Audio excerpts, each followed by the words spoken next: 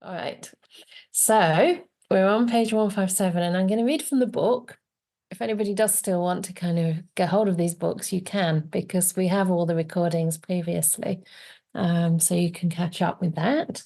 But otherwise, it's not really necessary. We're just going to read it out and then have some discussion as well. So last week we went through lots of different laudable and not very laudable qualities that may arise in all of us from time to time, and particularly looked at the ones around views and holding on to them tenaciously, relinquishing them with difficulty as a cause for disharmony in community, and also describing how we can be happy and glad when we do see that we are free from such things. And there is something to still be done. We can still train and we can feel happy about it. We can look at ourselves in the mirror and see in this simile that our face is clean, and we can continue the practice, having confidence that it's effective. So today we're on settling disputes between the laity and the sangha. So even between the laity and the sangha, disputes can arise. And they're not always from the laity either. Sometimes there can be certain members who are ordained, who are human beings, who have all kinds of wily minds. And we'll get onto that soon. So the first one is quite a provocative one. And yes, I will discuss it as we go. So it's called Overturning the Almsbowl, and it's from the Angulimala 8, number 87.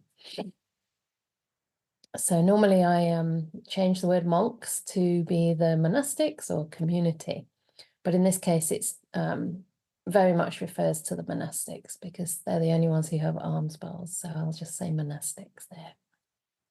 Monastics, when a lay follower possesses 8 qualities, the sangha, that means the monastic sangha, if it so wishes, may overturn the alms bowl on them.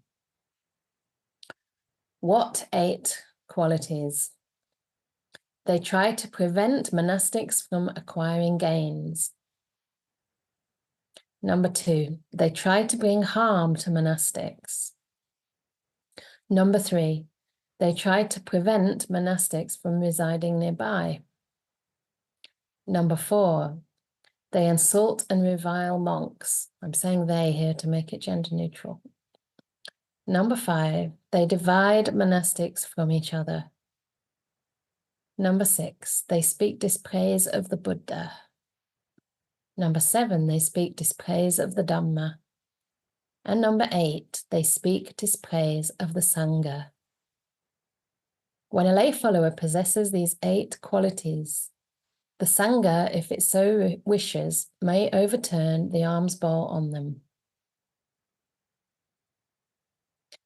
Monastics, when a lay follower possesses 8 qualities, the Sangha, if it so wishes, may turn the alms bowl upright on them. What 8? They do not try to prevent monastics from acquiring gains. Number 2, they do not try to bring harm to monastics. Number 3, they do not try to prevent monastics from residing nearby. Number 4, they do not insult and revile monks or monastics or bhikkhunis. Number 5, they do not divide monastics from each other. Number 6, they speak praise of the Buddha. Number 7, praise of the Dhamma. Number 8, praise of the Sangha. When a lay follower possesses these 8 qualities, the Sangha, if it so wishes, may turn the alms bowl upright on them. In other words, they may go for alms and receive food from such a person. So this is interesting, and I think the second half is obviously, hopefully the norm, right? And it's a list of things that a person doesn't do. So it's not that a person has to be perfectly moral to offer alms food to monastics, because obviously one of the roles of the Sangha is to give people an opportunity to perform generous deeds to support those who teach them the Dhamma, because we can't handle money as monastics, especially fully ordained monastics. But we do earn our livelihood, if you like, from being good examples and practicing the path. And that livelihood is basically our alms bowl. you know, we have to eat and also have a place to dwell. So there's these 4 requisites that are offered by the lay community: the food, the lodgings, the medicine, and also the robes. So if we don't have a robe to wear, we can't really continue in the monastic life. If we don't have somewhere to reside, in England anyway, we'd be very cold and wet. In India, it was easier to kind of wander and sleep under the root of a tree or in a little kind of shed or by a bale of hay. And these are lots of examples of this in the suttas. But obviously these days, and especially in countries that are colder, that doesn't really work. So it is part and parcel of the way that the monastic sangha runs to live on alms food. And in many Buddhist countries, you can still see this being practiced. Every morning, usually even before the sun rises in places like Myanmar, where it's very, very hot, they start to go on alms round as soon as the sun starts to come up. You know, they might chant some metta phrases and establish themselves in mindfulness, and then with the bowl turned the right way around, turned upright, they'll go on this alms round through even the poorest of villages. And it's very, very touching to see this happen. And especially to see those villagers come out, you know, wearing their best clothes and cooking fragrant rice and just putting a spoon in the bowl with utmost humility and respect for the sangha. It's very beautiful. And these are people with nearly nothing, you know, who give better food, in fact, to the monastics, perhaps than they eat themselves, just out of that faith and devotion in the sangha. But obviously, in the beginning here, there's an example of somebody who's actually not well-intentioned in giving alms food. And so that may seem a little controversial to some. You know, I know that some people sometimes say, well, shouldn't we give everybody an opportunity? Because surely it's meritorious for somebody to do even a little bit of generosity. But there are occasions when it may not be the case. And one such occasion was actually in Myanmar again. This is where I ordained in 2006, was it? 2006. And I spent the first 4 to 5 years of my monastic life there. And at that time, I mean, certainly the country was under very heavy military rule, but things were peaceful at the time, on the surface at least. And sadly, at the beginning, I think of 2000, I think it was the year 2000, that there was a horrible military coup, basically, which has turned into a genocide. And the people in Myanmar did resist. And they tried to resist peacefully. And one of the forms of peaceful resistance that they did was to actually overturn the Almsbowl on some of the military supporters, or the military, let's say. I mean, many of these people are actually victims themselves. They've been, you know, kind of rounded up from poor villages as young adults, or, you know, without much of an education. Maybe their families are really poor and they don't have a lot of choice. If they don't actually join, they may be threatened, even killed, or just disappear. You know, there's lots of young men, just healthy, fit, perhaps well-educated, who get put in prison, even at the time I was there, for what my teacher would call petty crime. Things like being in a casino, just ordinary things that teenagers might do. And they'd just be put away because the military wanted to take away all the intelligence, all the youth's energy and brains, and just incarcerate them, put them to labor in some sort of service, working on roads or whatever. So yeah, this was one of the protests that people did. And one of my friends, Venerable Vimala, she's or they are a bhikkhuni in Belgium. They decided to do a little campaign over here as well, and they gathered together photographs of monastics in the West mostly, but I think all over the world, taking a photograph of them with the bowl turned upside down, and I think I was included in that. So it's a very, very strong statement in a Buddhist country. I don't know, for those who are Sri Lankan here, have you ever seen that? I doubt you've ever seen that happen in your country. And I don't know what you might think of it, but, you know, there are corrupt lay followers or people doing terrible things. And then perhaps they come to the Sangha to sort of almost cover it over, right? It might not actually be doing them much good, especially if they have bad intentions to divide the sangha. And here it's saying, to divide the monastics from each other and to actually speak dispraise of the Buddha, the Dhamma, and the Sangha. So it's very questionable as to whether they're doing any good at all. So I don't know. Would anyone like to speak to that at all? I mean, I'd be curious to hear from anybody here, but especially perhaps those from Buddhist countries, what you made of that.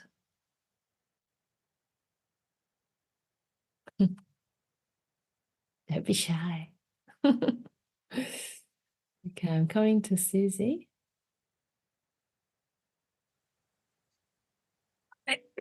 Hi, Venerable. Hello. I just thought, I think it's just really beautiful how, in some countries, there's so much support for monastics, regardless of because how we don't really know them as people, but there's so many monastics in that country, and they're all getting so much support. It's really beautiful. That's what I just wanted to say. It's really beautiful because it's like coming together to unite and help the sangha prosper. So yeah, I just wanted to say that it's really lovely. Yeah, that's the purpose, isn't it? To unite and help the sangha prosper, exactly for the sake of spreading the Dhamma. And in a way, it's very beautiful that, it is an anonymous act. And that's the purpose of a sangha, that nobody really stands out. Everybody looks the same. So even though you might think I stand out and don't look the same as anyone in this room, in Asia, where I would belong really culturally, I would disappear, if there was an established sangha of bikinis. And it is happening in some countries. Everyone looks the same. You can't tell really who's, practicing well, who's still, got a ways to go. And this is intentional so that the gifts don't become kind of invested in any way. Some people think, oh, it's more meritorious if you give to an enlightened monastic. But actually, the Buddha said the most meritorious offering is one made to both sanghas, the female and the male sangha, the bhikkhuni and the bhikkhus. And these days, I think it's starting to include, of course, gender non-binary people, but even transgender people. We're trying to find ways for them to ordain. So it's supposed to be inclusive and, not leave anyone out. So I think Ajahn Brahm once told this story about when he was a young monk. And obviously Ajahn Chah was his teacher. He was very famous by then.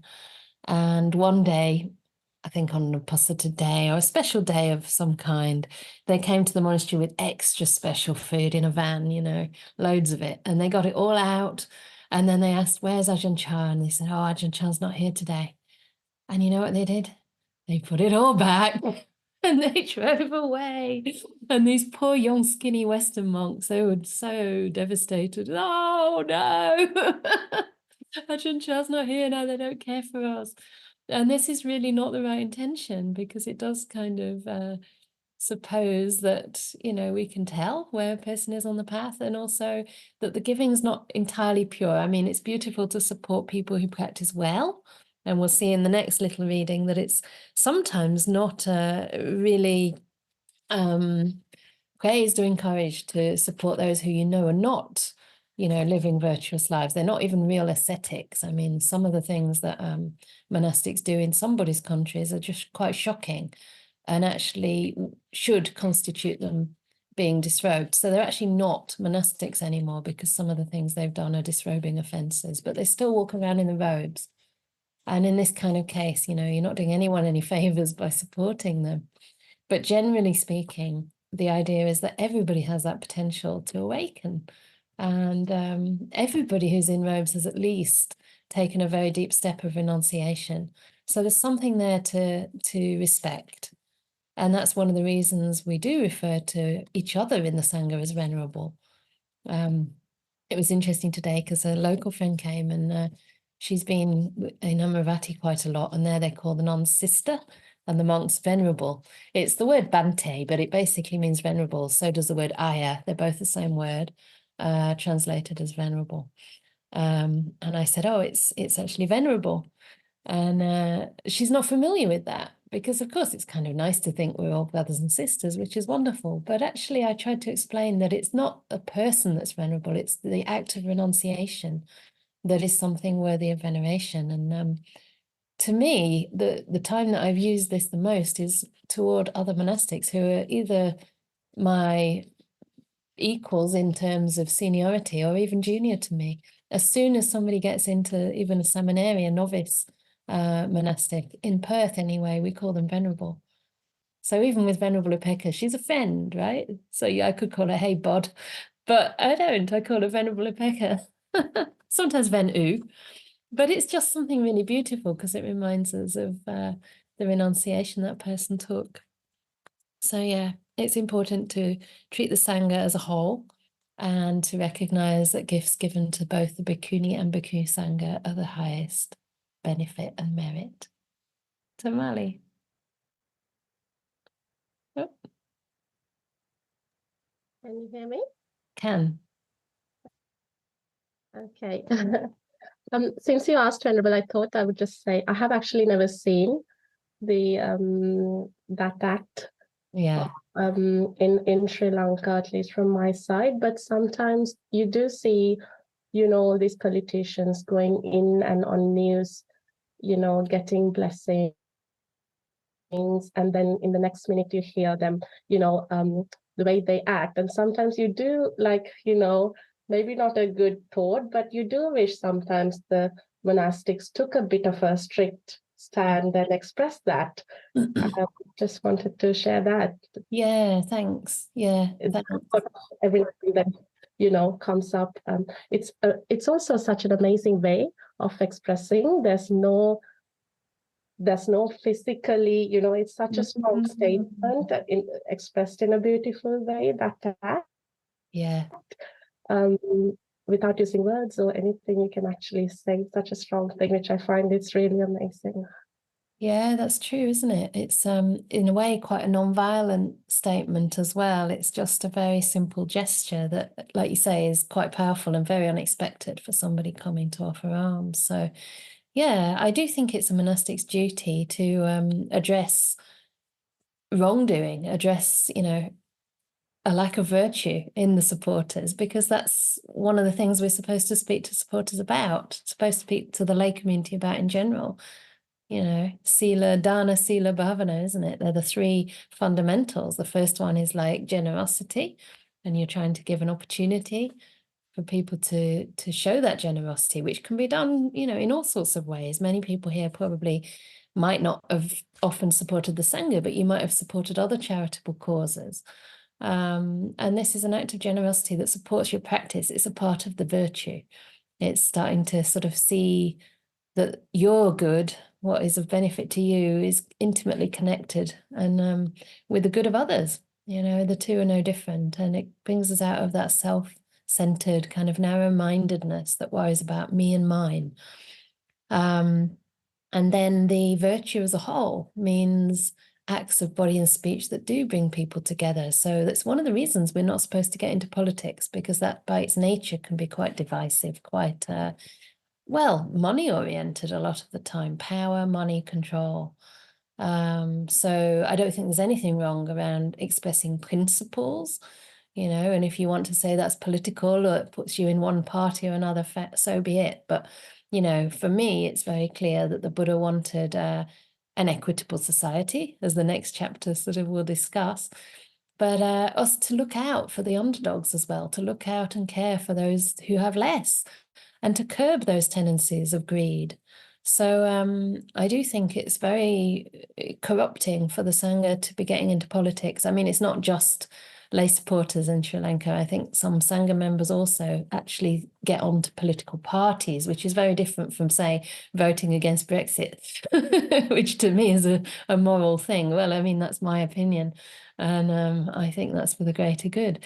So, but to actually sit on political parties is not at all the job of a monastic. That's why we go forth. We understand that there's only so much you can do in the world, and what people are most in need of, or at least what we feel drawn to offer, is some sort of training for the mind. And I think we need people working at every level of society, but a monastic's role is very specific to that. Yeah. Liz. Me, I've got something to say about generosity. One day I was listening to a video made by a young monk in Thailand.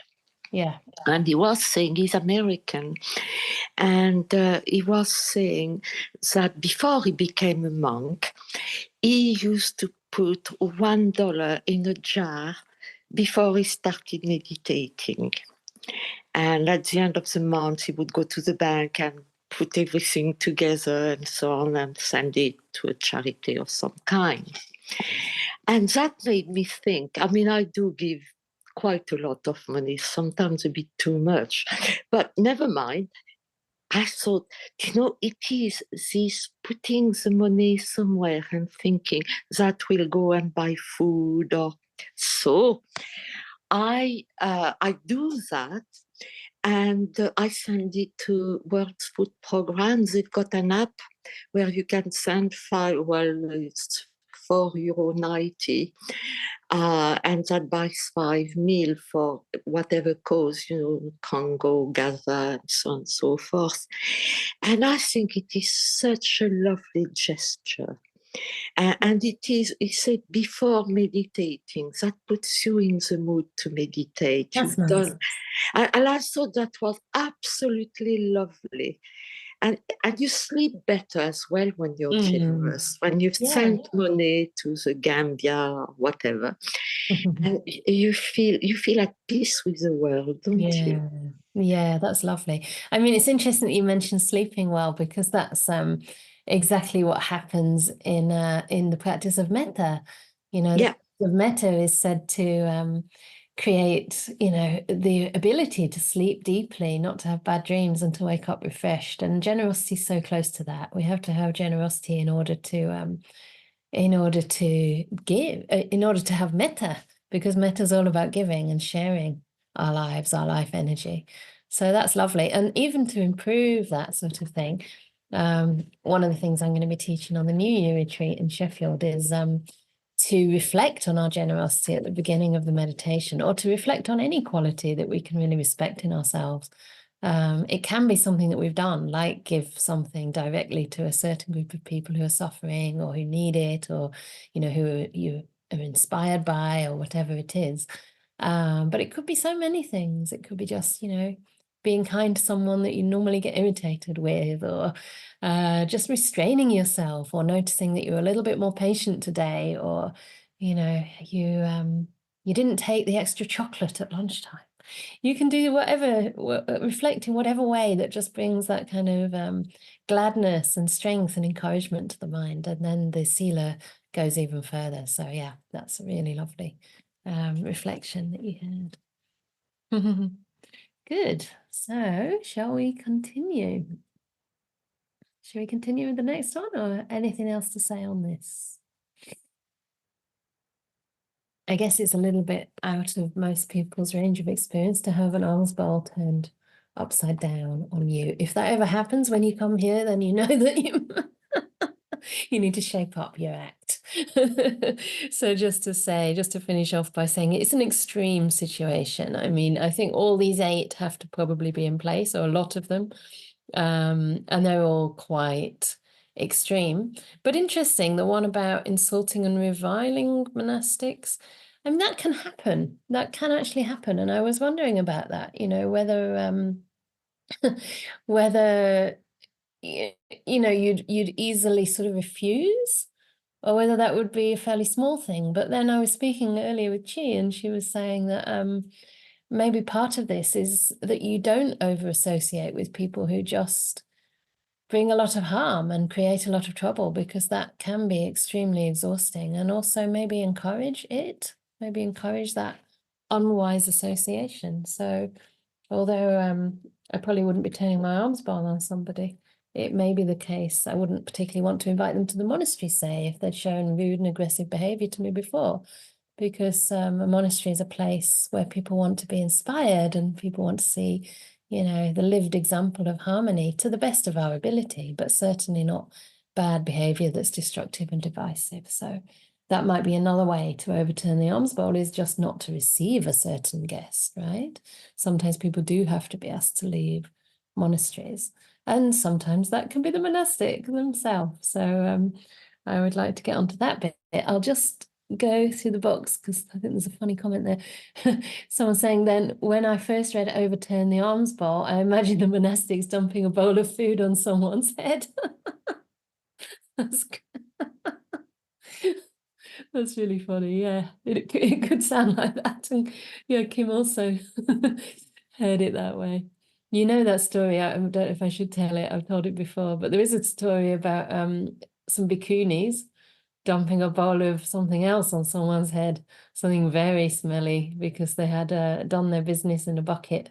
And this particular nun was very lazy and she decided to just shove it over the wall, really high wall, and she couldn't see behind it. And of course, someone was walking the other side.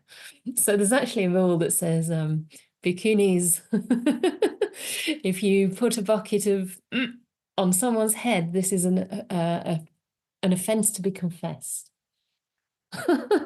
So the Buddha's very compassionate. You just have to tell someone that that's what you've done, and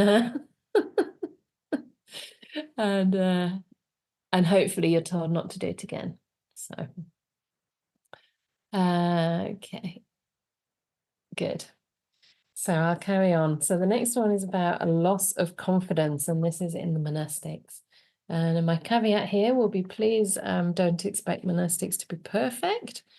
This is about ongoing behavior, and it's pretty much the same. So monastics, when a monastic possesses 8 qualities, lay followers, if they wish, may proclaim their loss of confidence in them, in that monastic. What 8? That monastic tries to prevent lay people from acquiring gains. Number 2, they try to bring harm to lay people. Number 3, they insult and revile lay people. Number 4, they divide lay people from each other. Number 5, they speak dispraise of the Buddha. So this is already very odd as a monastic to do this. Number 6, they speak dispraise of the Dhamma. Number 7, they speak dispraise of the sangha. And number 8, they see him or them at an improper resort. Okay, so they're meeting them in the wrong kind of place. Maybe, I don't know, in a nightclub or a casino or something like that. So they're going somewhere that they shouldn't be going to receive these alms. When a monastic possesses these 8 qualities, lay followers, if they wish, may proclaim their loss of confidence in them.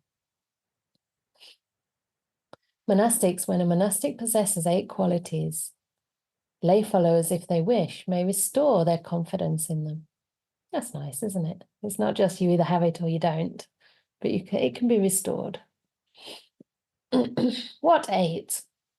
This monastic does not try to prevent lay people from acquiring gains, does not try to bring harm to lay people, does not insult and revile lay people, does not divide lay people from each other, speaks praise of the Buddha, speaks praise of the Dhamma, and speaks praise of the sangha. And they see that lay person at a proper resort. When a monastic possesses these 8 qualities, lay followers, if they wish, may restore their confidence in them. I quite like that, actually, that it's about restoring, because that to me suggests that we're not judging a person, we're just looking at the behavior of that person at a particular time, and behaviors can change. You know, it could be from one day to the next, who knows? Maybe one day the monastic is, you know, creating a big fuss and saying all kinds of terrible, divisive things, and the next day they pull themselves together. But I think generally speaking, this would be happening over a period of time, because in both cases, whether it's the monastics or the lay people, it's a whole group of people who are deciding to overturn a bowl, or who are deciding to profess a loss of confidence in a monastic. It's a whole group of people. So that also is an interesting point, because sometimes we might have a wrong judgment of others. Yeah. And I think certainly as a member of the sangha, we do try to discuss things amongst ourselves, and we try to come to a decision that's ideally democratic and a majority consensus on any particular matter.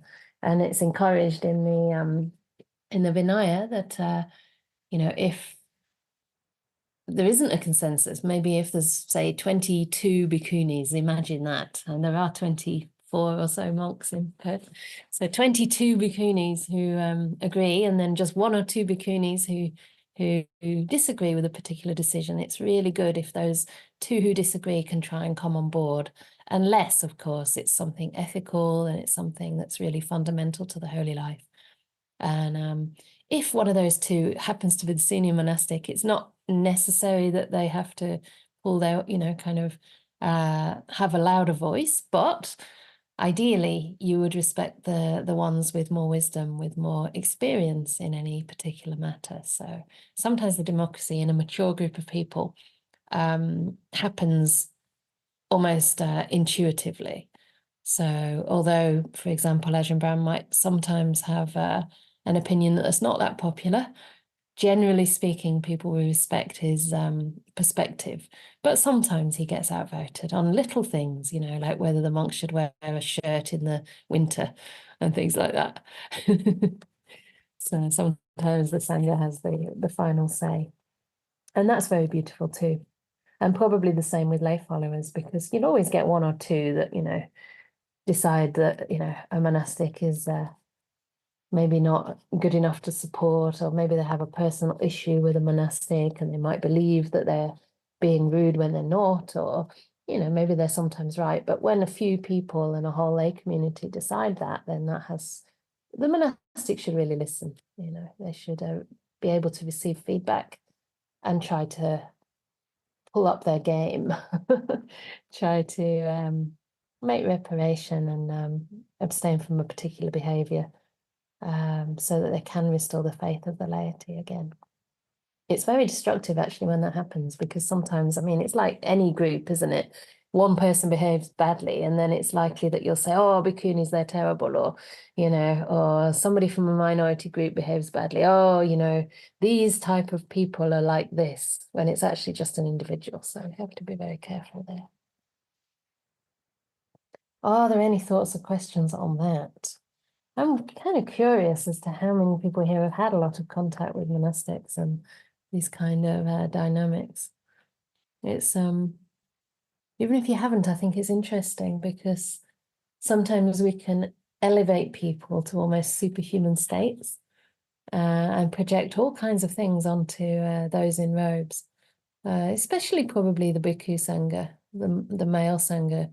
I think there's something about older men as well, and maybe the height and the sort of gravitas that some monks can have, and you just think, gosh, they must know so much, it's internalized patriarchy. I've seen it in myself. We just assume that somebody's older, somebody's, I don't know, has a deep voice and they must be very wise. Sometimes they've just ordained, and we're on the path. The vast majority of monastics, okay, we're committed. There's a level of renunciation that lay people don't have, usually. And ideally, of course, because some monastics may be bad, may be crooked. But we're still on the path. Very, very few people have actually realized their potential at this stage. So we have to support one another. See? Hello again. So about the whole like losing faith and confidence in the monastics. Would there ever be like a time where like you sort of forgive and like, oh, it's all right, we'll give you another chance kind of thing? Because like we're all human, and I know like nobody's perfect, but like obviously being a monk's really hard. Yeah. I know obviously I haven't tried it myself, but like I can imagine it's quite hard in some circumstances. So like would people have another chance, or would the lay sangha have another chance in some respect? Absolutely. There's only a few things that would actually mean you would have to leave the monastic order. And those are things like sexual conduct, basically, because you're a celibate monastic. That's very serious. And sort of stealing over a certain amount, obviously killing a living being or even encouraging another person to kill, that's very serious as well.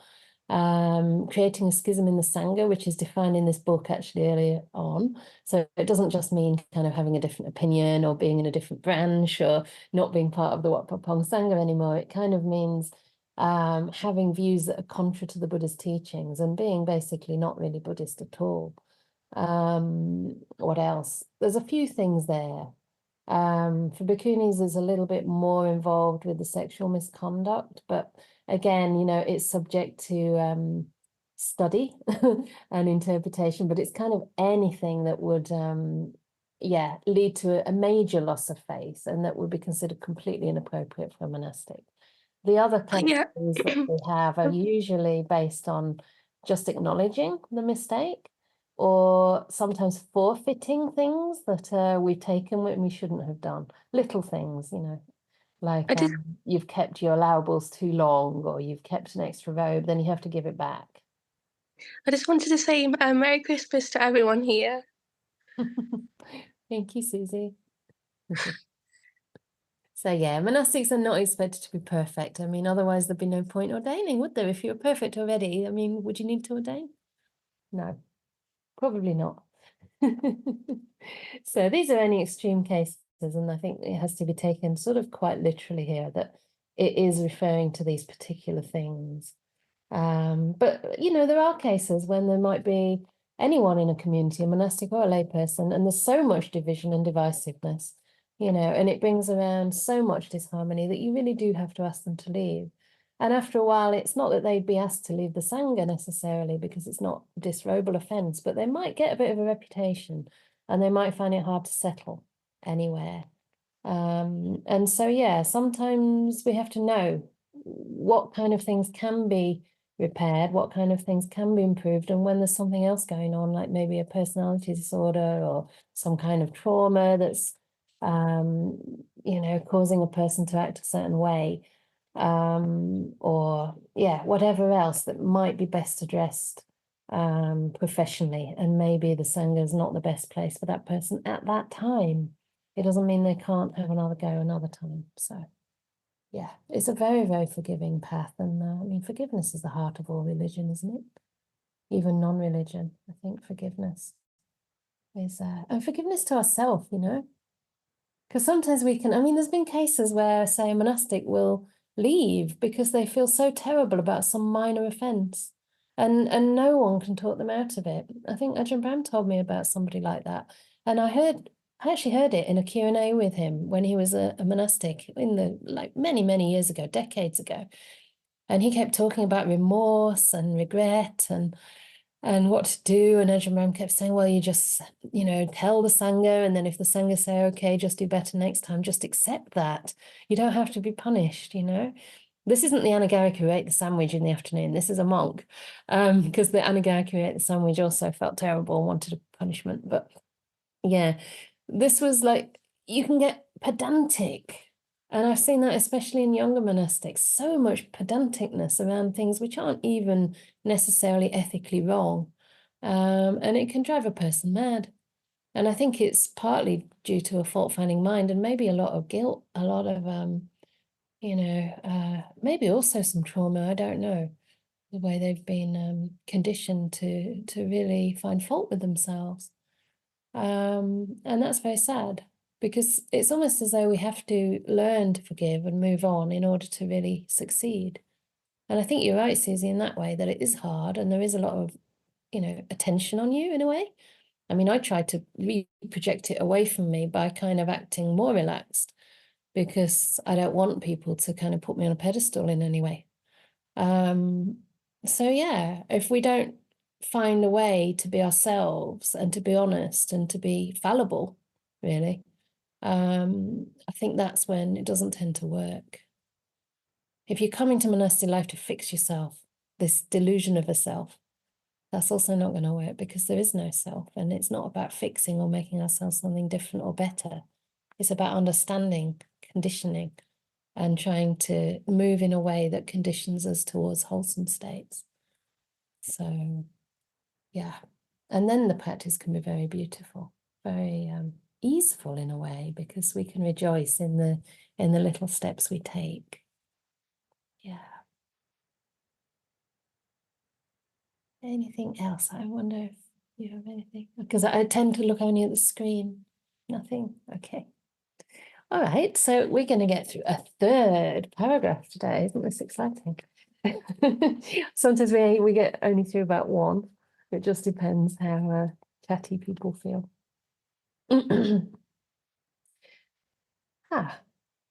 So here we go. This is answering your question as well, Susie. Reconciliation, and this is from the same passage in the Anguttara. This is the next one, Anguttara 8, number 89. Monastics, when a monastic possesses 8 qualities, the sangha, if it wishes, may enjoin an act of reconciliation on him or them. What 8? Is this reconciliation? Now I'm not sure what reconciliation means. Okay, you can help me out here. They try to prevent lay people from acquiring gains. So it's the same 8. They try to bring harm, they insult and revile, they divide, they speak dispraise of the Buddha, Dhamma, and Sangha, and they do not fulfill a legitimate promise to lay people. So that's another one. When a monastic possesses these 8 qualities, the Sangha, if it wishes, may enjoin an act of reconciliation on them. Doesn't reconciliation mean they allow them back in? I'm not quite sure here. I'll keep reading. Monastics, when a monastic possesses 8 qualities, the Sangha, if it wishes, may revoke an act of reconciliation previously imposed on them. What 8? They do not try to prevent lay people acquiring gains, or bring harm, or insult and revile, or divide lay people from one another.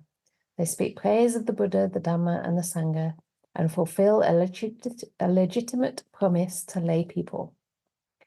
When a monastic possesses these 8 qualities, the Sangha, if it wishes, may revoke an act of reconciliation previously imposed on them. So this must be the opposite of how it sounds. Yeah? Any thoughts or comments or questions from anyone else in the room? Liz?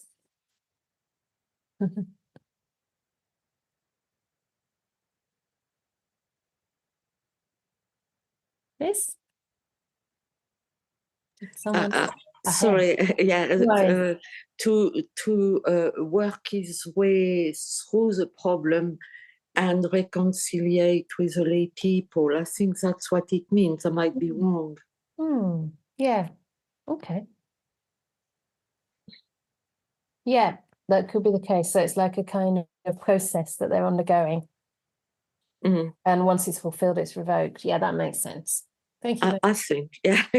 Thank you. Yeah, I think you're right. I'll come to Leon next.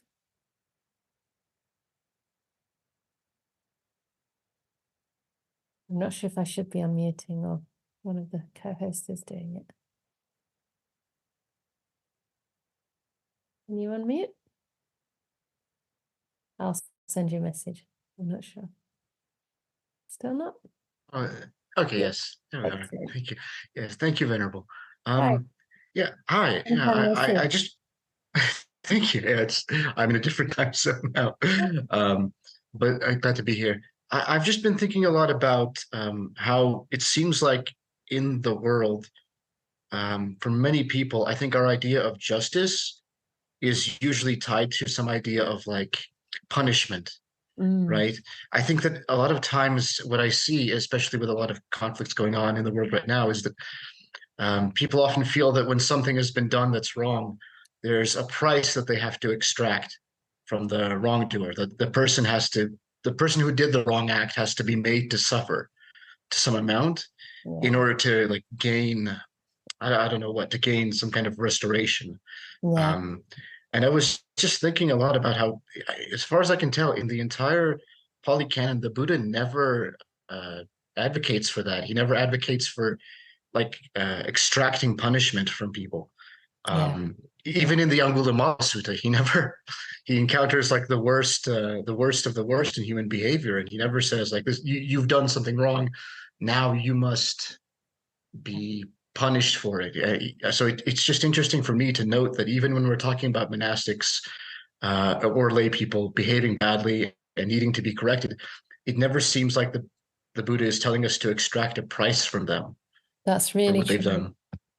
Thank you so much for making that point. I think you're absolutely spot on. And I think, you know, the main reason for that is because often when a person does wrong, they're doing it because they suffer. They already suffer. And if they don't, they certainly will once they've done that wrong. So making them suffer more is just going to increase that cycle. It's just going to keep that cycle going on and on and on, isn't it? I mean, we know it doesn't work. You know, the penal systems we have don't work. We talked about that on the metta retreat that I taught in Devon recently. What people really need is, reparation. They need support. They need maybe counseling, or they need a sense of belonging. They need to be able to feel like valuable members of a community again. They need trust.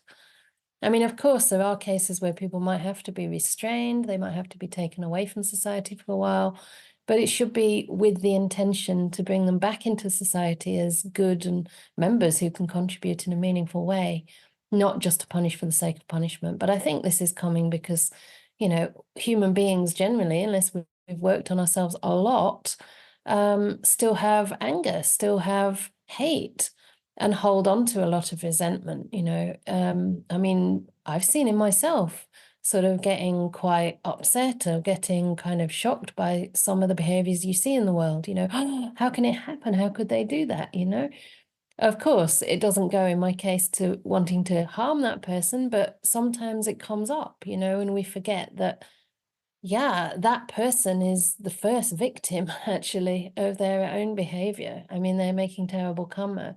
They're not only causing immense harm to another person, but they're causing themselves to have terrible rebirth. I mean, if you believe in that or not, they're certainly not going to have a happy next moment, you know, or a clear conscience or a peaceful sleep. You can see that in the eyes of some of these even world leaders, no names mentioned. There's a deadness there, you know, there's a severe lack of happiness there. There's no real chance for them to find peace unless they do change. So I completely agree. The Buddha never talks about punishment. He brings people in.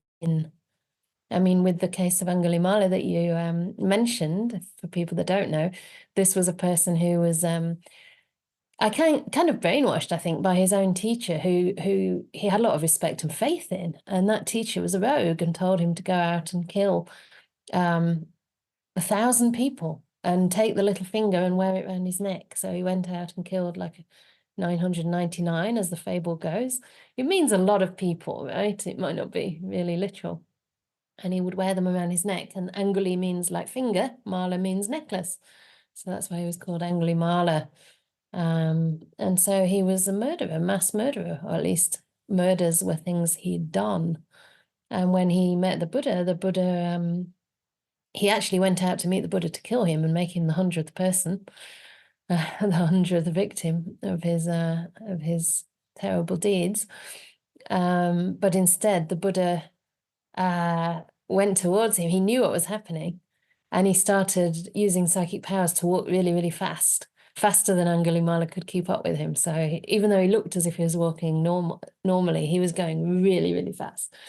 And Angulimala shouted after the Buddha, "Stop, recluse, stop!" And all the Buddha had to do was turn around and say, "I've stopped, Angulimala, you stop." And Angulimala, of course, thought, what's he talking about? But something clicked. And from that moment, he changed his ways. And he became a great arahat. He became fully enlightened, which is an incredible story. And there are even suttas about him and chantings, Angulimala chantings, which are like blessings for pregnant women, because he became like a kind of, what would you call, I mean, not the midwife, obviously, but sort of a guardian of pregnant women. Like he'd be there blessing their childbirth. So he was really keen to promote life, in other words, instead of continue his old ways. And yet still he did have people who are his enemies, people whose families he killed and family members he'd killed. And he did get stoned and beaten, and he just considered, okay, this is because what I've done in the past, but I'm not going to go into hate. He didn't have any hate left in his heart, so he just wished them well. So people were out to punish him, but in fact, in the end, the punishment only landed on them. It didn't even touch this Arahat. So, yeah. Very interesting point. Can we go to Kedwin now? Be nice to hear from you. Hi. Hi, thank you, Venerable. As Angulimala is like one of my favorite stories from the suttas, I think, because Angulimala gives me hope Yeah. that we can all become arahants. Like if a mass murderer, like I've never murdered anyone, so Definitely. you know, if a mass murderer can become an arahant, then it's attainable to anyone, I think. And I just wanted to, so I really appreciate the comment about justice. And I was thinking about,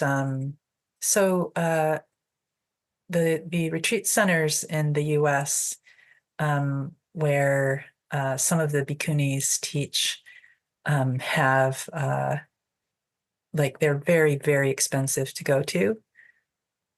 And they're out of my reach for the most part. And so like in terms of social justice issues, like I don't think they're there with social justice issues. And you really have to have a lot of money to go to retreat centers. And so I've really been struggling with this lately because like I want access to the bhikkhunis, this retreat center, which you are going to and several other bhikkhunis are going to in 2024. And I was told that I'm allowed one scholarship per year to go. And so it's like, there's 4 bhikkhunis. I have to choose which bhikkhuni I get to see. Yeah. It's very painful for me. And it's a bigger issue too, because one of the things I've noticed in the Western, retreat centers is often I feel apart. Like I don't belong there. Like they'll say, oh, everyone's welcome, but I don't feel welcome. Like I feel like I'm an outsider because I have barely any money. And I live on a very, very, very tiny income, like just enough to cover my basic expenses. Yeah. And so like I feel like you're welcome here as long as you have money, If you have enough money to pay, then you can come as much as you want. And so that's just something that I've been struggling with. And I thought I'd just bring it up because it's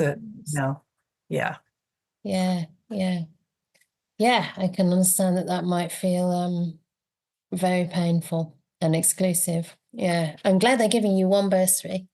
Because I guess 4 bhikkhunis is pretty incredible, isn't it? Like 4 in one place. Yeah. I mean, I have no idea how things work in that center. I do appreciate that they want to support bhikkhunis to give us a chance to teach, but hopefully they can record everything at the very least. I mean, this is what we try to do, because sometimes there are very real costs for these centers. And I hope they can be honest with that and, give as much as they really can. Because there's no need to make profits in places that are set up for retreat. I mean, over and above, the actual cost of the retreat. So hopefully there can be some kind of program whereby people who have more can give more, and that giving more can go for those who have less. This is the ideal. I mean, the most beautiful example of centers that I've seen is the Goenka centers. And unfortunately, if you don't really get on with that technique, it's very limited. But if that is a good technique for you and you're able to stay within that box, it's very beautiful because all the centers run on a donation basis and nobody's paid even to serve there. Everyone serves freely. I think there's one center that's the exception in India, like because there's 500 people on every retreat and they have a couple of paid kitchen staff and that's it. But really what it means is that those with more can basically, cover those people who barely have anything. And there are many, many people who come from illiterate villages, there's hardly any donations for those retreats, but the donations of the wealthier people help. So I suppose my encouragement to people would be to like give more if you can, especially if there is such a bursary system in a retreat center. Just give more, recognizing that some people do have limited means. Everybody does, right? I mean, it's just different degrees. And also for us as well, we also have bursaries. Maybe we have to make it more available on the web, more obvious on the website. We're trying to kind of upgrade, but if people can put something in those bursaries, it's also very helpful. And of course, I mean, for monastics, ideally, we teach as much as we can on a donation basis, like all of these, online things are on a donation basis, but sometimes, unfortunately, because it's a patriarchal system and we don't get as much support we don't have any branch monasteries, like head monasteries that like trickle money down to us. That means we do have to cover our expenses, and sometimes we have to hire a retreat center. Over here, it's like 40,000 to hire this particular place we did at Brahmali's retreat. And I just can't almost justify it because it keeps people out. The people that can pay, it's good, and the people that can't feel sad. So do you do it anyway? It's really an ethical question for me. And I have a feeling we're going to do it online again next year so we can put the prices down and, whatever does come in goes to the bhikkhunis rather than the retreat center. Yeah. So that's really tough. I hope that you can choose a retreat that gives you so much nourishment and so much, to work with, and that you can really apply in your life. Thanks for raising it. I'm just going to see if anybody else wants to ask, because I just want to give everybody a chance or comment in any way. Otherwise, I'll come to... Did you want to say something else to that, Kedwin, before we finish? Because your hand's still raised. Did you want to say anything? Thank you. Yes, I just wanted to say I want to encourage the Western retreat centers to move to the more Goenka style, where they're asking people to, give dana so that the retreat centers can continue. And my understanding is they do quite well. Okay. That they have plenty of money. And I think it's a trust issue. Right. Like they're in a capitalist system and they don't trust that there's going to be enough for everyone. Really do have and they're much more diverse. The Goenka centers the Goenka center that I went to was much more diverse in terms of economic. Yeah, that's what you want to be seeing. Yeah, excellent. That's a good sign. Yeah, that's a shame. Okay. Thank you. Thank you, Kedwin. Hello again. Hello. Hello.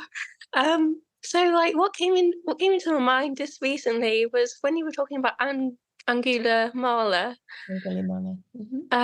And the whole like forgiving, monastics and like forgiving the lay people. It's like how fortunate are we to like know each other and like be able to come together and practice the Dharma, even when we do make our own mistakes. Like Angulimala made a very, very terrible mistakes, and he still became an arahant. It's a very beautiful story. So I just wanted to express my gratitude for like the Buddha, Dharma, and Sangha, like everyone coming together and like helping support that dream. Thank you.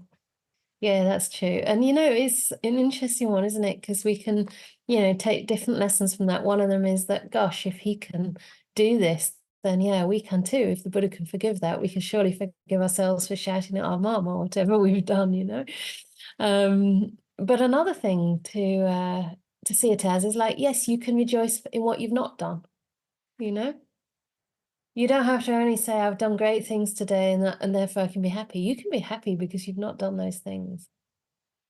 And I think if we just bring that up, recognizing all the things we could have done, the mistakes we could have made, and, the ways we could have been much more unskillful, That's very positive, because we're much more likely to find fault with all the things we don't do perfectly than actually look at the things we haven't done, the things we've restrained from doing. And the Buddha says, bring that up in your mind, recognize you're free, you've got a good conscience, there's nothing holding you back. Unless you've killed your mother and father, raped a bhikkhuni, drawn the blood of an arahat, or created a genuine schism in the sangha, means really breaking up the monastic sangha, then you can be enlightened. If you hear the teachings of the Buddha, develop confidence in the teachings and put them into practice, and don't give up. If you stop a little bit here and stop for a while there, that's okay, you can come back. But basically, I like that phrase, Bhikkhu Bodhi said it, there's only two things you need for enlightenment. Start walking on the path, number one, and continue, number two. That's it. So the fact that we're starting to hear the Dhamma, we're starting to get some confidence, it's resonating for us, it means something to us. This is already enormous, even if you don't think you know much, it doesn't matter. It's like you say, just coming together with good people to support each other and, accept that we're just trying our best. I think that's the real difference for me that differentiates practitioners from maybe those who haven't begun, is that at least we're trying.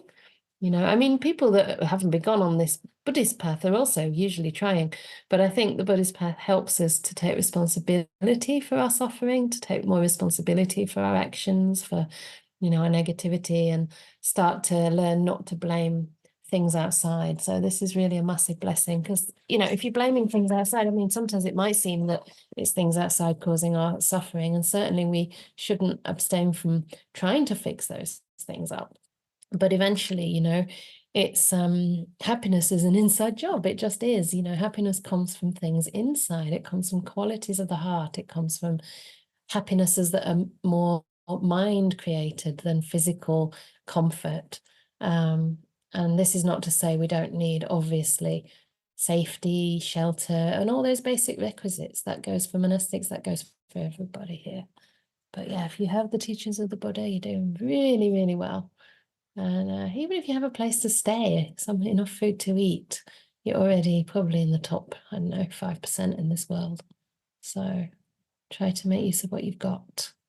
And you can always have a home retreat as well. This is also possible. I know that also depends on economics, because you might have to be at work, but sometimes we can just, try to notice where you do have a bit more time than you're really honest about having. I have to do it too, I can say, well, I'm busy all day long and, I have to work and I have to do this and I have to do that, but I can take half an hour here and there for a rest, to meditate a little bit, or to listen to a Dhamma talk and just set my mind on track. We can all do that. And there's so much out there on the internet. This is really a mecca of Dhamma these days. There's nothing like this in my youth. I had to go to India for that. I had to live very basically and take a lot of risks. And I don't regret any of it. But now it's so easily available. We're so fortunate, really, really, aren't we? So I feel very fortunate to be able to share with a lovely group. And but now I think we will have to wind up very soon, because we're coming to the end of the session. And just to remind you that this is the last session until the end of January. I think I had put down for one in the beginning of the month, but to be honest, I'm seeing my best friend, who I haven't seen properly for the whole year, really. I think I saw her at one volunteer meeting. So we're having a few days together, and I thought, you know what? I'm not going to ask her, do you mind if I do a Zoom? We're just going to have some time together. And I'll be back, I think, on the, is it the 23rd? Somewhere around the 23rd of Jan. But tomorrow we have the metta meditation for those in the right time zone. I think Joe's coming anyway, even though he's not really in the right time zone. But it's always the right time for metta. So that's at 9 a.m. UK time tomorrow morning. And the next one of those is also towards the end of Jan. For those who are interested in our project, and the fact that we did just put an offer and have an offer accepted on a bigger property, there is a meeting on the 13th of January, UK time. Sorry for those who really will be fast asleep. It's at 9 a.m. till 11 a.m. on Saturday, the 13th of January. In the newsletter, I've given you a link, but I think I'm going to have to redo that because we're going to make it a registration event, simply so that we can have people who do know a bit about the project and can contribute in a meaningful way. Otherwise, it will be a lot of time spent on explaining what we're doing and why. And we really want it to be more like bringing people together to figure out how we can work as a community to make this really succeed. And there's going to be a very special guest. I would say a special guest for anyone else. So that gives you a hint. I mean, everyone's special, but this is, V with a capital V in my book. So please look out for another little bulletin. It will be just like a paragraph in a newsletter to say that you need to follow a registration link for that. And we'll see you there. But hopefully tomorrow I'll have some of you in the meta session too. So, oh, did Minori want to say a few words as well? I think, yeah, you kind of touched it, but then just to remind that all these, teachings are given to you on donation basis in the spirit of generosity. So if you have any means, please, donate generously. And when you do these retreats and book things, there's always a tick for bursaries as well. So sometimes you wouldn't think about them, but then, now that, there are people who want to join, and, we need to look after the whole of the community, and it is such a good act to do that. So, so please be aware of that little tick as well. And also, Venerable touched on the property, and so we are at this moment doing all the things like surveys, and a little bit delayed because of the Christmas, but there's a lot of work going behind. And then once we acquired, so there's cost build up for those as well. A lot of payments going in for different things. So this is a time that you can get together and be part of the new vihara, because it is going to serve a lot more people. It is going to train your bhikkhunis, and it will be there for generations. It has a lot of space and capacity to grow from there. So this is, I feel, it is a very nice time to be a part of it. And so whatever your donations are, welcome even a small donation. And when we move there, it will be not me. When the vihara moves there, it will be the normal overhead cost will be much more higher than the smaller place, because at the moment it is a smaller place. That is why it has to move into a bigger capacity place. So we are looking to increase our standing orders as well. Even a little bit of money a month would be kind of add up everything, would be a great contribution towards upkeep of the monastery. So I thought I'll remind that as well. Thank you very much. Thank you, Minori. Yeah, this is the beauty of a project like this, and hopefully that is what makes the difference with a monastery and a retreat center, that everybody donates what they can, everybody contributes what they can, whether it's time, whether it's skills, or however you want to support. And it's not necessary and it's not possible that 1 or 2 or even 100 people do this off their own back. This is thousands of people. We have thousands of people listening to these talks. We have thousands of people on our YouTube and on our Facebook pages and all of this. So it's very lovely that everyone can be involved in some way. And also I'm teaching a New Year retreat, as I mentioned, for Sheffield Insights. So if you want to go on Sheffield Insights website, you can sign up for 1 or 2 or 3 of those days. You could come in person if you wish, but then you have to find somewhere to sleep in Sheffield because it's non-residential. And what else? I think that's everything, isn't it, for now? So we'll see you hopefully for Metta and also on the 13th. Yeah. And if you're not signed up to our newsletter, maybe do that, or at least look on the website for the joining link for the 13th if you're interested. So do take care, and yeah, look forward to seeing you soon.